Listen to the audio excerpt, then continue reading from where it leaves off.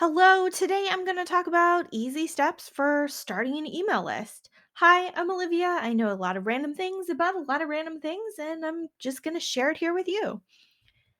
Step one, pick an email platform. Email platforms give you a lot of options for design, scheduling, automations, analytics. Now, you can't just send emails to a list for marketing purposes just straight from your Gmail account or something. You need to have an email platform to manage all of those email addresses you're going to be collecting. My top picks for email platforms are MailerLite, which you can start with a free plan, Flowdesk, which has flat rate pricing no matter how many subscribers that you have, and Substack, which is also free to use, but they have a little less in terms of features and automations and analytics compared to the other two platforms. After you've decided on an email platform, step two is to collect email addresses. Obviously, you're going to put the link to the sign up form everywhere. This means on your website, in your social media bios, everywhere you can possibly think of to let people know, hey, I have an email list, please sign up. You should put the link there. Tell people what you plan to send on a regular basis. So when you're on your social media accounts or on your website or your blog or anywhere else, you just say, hey, I'm starting an email newsletter. I'm going to be sending you frequent updates about what I'm up to, sales on new products, or a recap of whatever other content you're producing.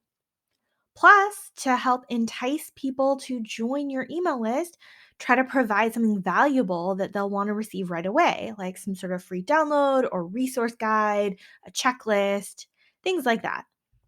So, here are some examples of things that you can send that'll convince people to sign up. Maybe it's a free worksheet, a free checklist, some sort of printable art, or phone backgrounds or computer backgrounds.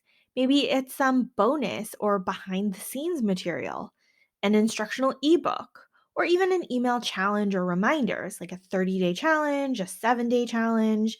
You get people to sign up and then you'll email them reminders to say, hey, today we're going to do this, tomorrow we're going to do that, etc.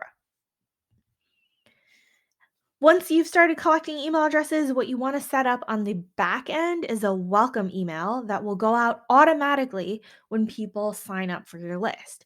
This welcome email is super important. It should introduce yourself, your brand, or your company with links to the best content you already have. Either it's your top 3 most popular YouTube videos or your top 3 favorite podcast episodes that you've made, or it's a link to a blog post that really represents the type of content that you produce. If you offered a free download in exchange for that email address, make sure to provide the link. Even if the sign up box went directly to the freebie that the person wanted, make sure that your welcome email says, hey, and just in case you missed it, here's a link to my free ebook, or here's a link to that index or database or um, wallpaper that you wanted. Close out the email with an invitation to follow you on your social media, and you're ready to go. Pretty simple, pretty quick. You don't need to write anything new. Now, if you want to get fancy and you have these features built into your email marketing platform, consider putting together a welcome sequence or some sort of series of 5 to 7 emails. It kind of takes people through your content and your brand and tells you a little bit of a story. Now, you would pace these emails out maybe 2 or 3 days in between as sort of like a dripped out, slow sequence so that people don't forget who you are. You start with your first introduction email about you, your background, your training, why you've built the business that you have. Next up, share behind the scenes, bonus material, share any other stepwise processes, link to your other platforms or what you're trying to sell. Just kind of drag it out over 5 to 7 emails so that people kind of maintain that connection with you. Step 3 is to set up your template. Now, I recommend building a sample email with all the components that you want to include in your regular recurring emails. And then once you have that sample, you can duplicate it or make a copy every time you want to send your new email. You can use the templates within your email platform and design it how you want. If you want the header box to be a certain size, you want the fonts to be a certain size, you want header fonts, buttons, pictures, things like that. Have it all set up so that when you're ready to send your weekly or however frequent recurring emails, you can just click copy and then just type in the new information that you want to send. So here's my recommendation for a general email outline: the header with your website logo, and make sure that header is clickable and directs to your website or your YouTube channel or wherever it is that you want people to go. As an email reader, I find it super annoying when I click on the header thinking, well, it's going to take me to their homepage, and it doesn't do anything. It just like pops open as an enlarged image. You want to just make it clickable, make it go to your website. Start with some sort of greeting or welcome, like, you're sending a note to your friend, say, "Hi, how's it going?" or "Hello," or "This is what's going on in my life." So a few sentences of what you're up to.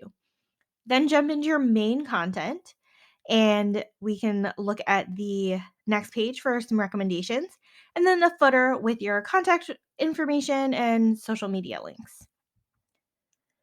So once you figure out your outline and your template, step 4 is to send regular emails to subscribers. Now, you can decide on a sending frequency, either daily, weekly, monthly, etc. Use that general outline for your regular emails. And then occasional emails might include time sensitive information like new product releases or events. Now, the thing about your regular content, it depends on what kind of business you have. If you're a podcaster, you're probably going to want to share, "Hey, I just released a new podcast episode. Here are the show notes." If you are a product based business, you want to tell people when you have new products in the shop or when you're running a sale or a discount in your shop. If you're in information based business where you're a teacher or an artist, you might want to share with people projects you're working on, new tutorials, lessons, things like that. So, the type of content that you send is going to vary depending on the type of content creator you have. Now, if you have questions or you need very specific recommendations of like, "Hey, I don't know what to send," just send me a comment and I'll see if I can provide you with a few examples. But that's it. Once you figure out your regular rhythm, I like to recommend weekly for most businesses. I personally send twice a week because I am a book reviewer, booktuber, bookstagrammer, and I read a lot. So I have a lot of book recaps and reviews to send. So I kind of split it out into 2 emails per week. But again, depends on your life and your schedule and what you think you might be able to stick to. Now, I know some product based businesses send daily emails. I know I get emails every day from cosmetic companies, which I don't really mind because I get some fresh content. This is the eyeshadow palette of the day, or this is the lip color of the day. And it reminds me, like, hey, I do like this brand. So, sending emails is a great way to keep in touch with your audience. Some final tips: too many links and too many options will overwhelm your audience. So, try to keep it simple. Figure out what's your goal of sending an email newsletter. Are you trying to increase sales of a certain product?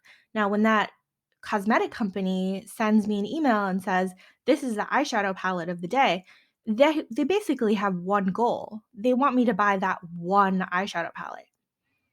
And so they're not overwhelming me with too many products and too many links. Now, if you are just kind of rounding up all the other content you're creating on Instagram, TikTok, YouTube, or your blog, then you might have more links because you're serving as a resource. So it depends on what your goals are. Also, watch out for long emails. I know I receive emails in my Gmail account and it will cut off emails that are too long. And there's a button at the end that says message too long, click here to read more. And I never click there to read more. So make sure it's not too long. What's nice about using Substack is Substack will warn you. It will say, this email is too close to the limit for Gmail or something. Or it'll say, this message is too long for email. So that actually comes in pretty handy. Lastly, follow all the relevant laws for sending mass emails, like having a clear unsubscribe button, providing a mailing address at the bottom of your emails. You can learn more by looking at the anti-spam laws in your country or the United States, wherever it is.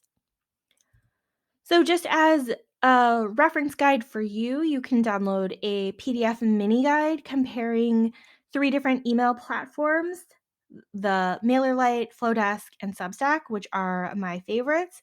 So you can check those out at the link in my description.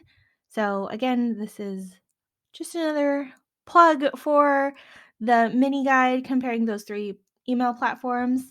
And thank you so much for watching this video. Like and subscribe to get more updates, and you can follow me on Instagram at randomolive.